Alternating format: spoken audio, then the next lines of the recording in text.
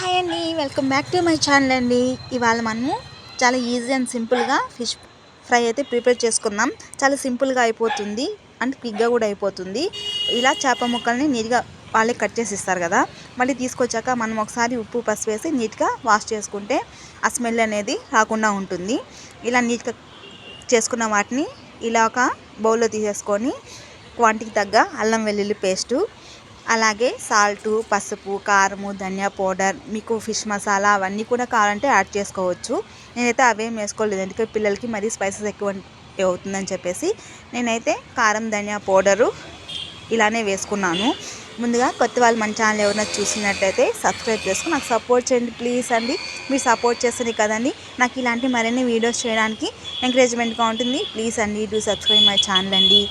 ఇలా సాల్టు, పసుపు, కారం, ధనియా పౌడరు, అలాగే కొంచెం ఆయిల్ వేసుకున్నాను. ఇప్పుడు కొంచెం క్రిస్పీగా రావడానికి కొంచెం బియ్యం పిండి అయితే వేసుకున్నాను నేను.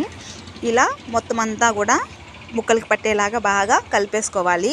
ఇలా కలిపేసుకున్నాను. నేనైతే ముందుగా నిమ్మరసం యాడ్ చేసేది మర్చిపోయాను, కాబట్టి మరొకసారి వేసేసి నిమ్మరసాన్ని బాగా కలిపేసుకుంటే మనకు ఫ్రై చేసుకున్నాక కొంచెం పుల్ల పుల్లగా కారంగా తినేటప్పుడు చాలా బాగుంటుంది.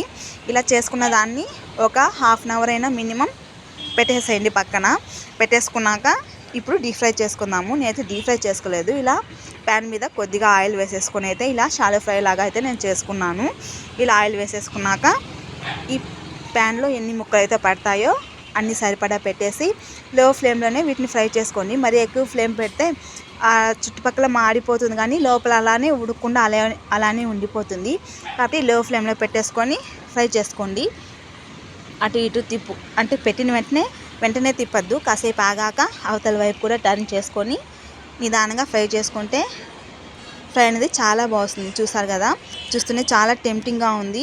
నిజంగా చాలా బాగుంది. తప్పకుండా ట్రై చేసి ఎలా ఉందో నాకు కామెంట్ చేయండి. వీడియో నచ్చితే లైక్ చేయండి, షేర్ చేయండి, సబ్స్క్రైబ్ చేయండి. Thank you.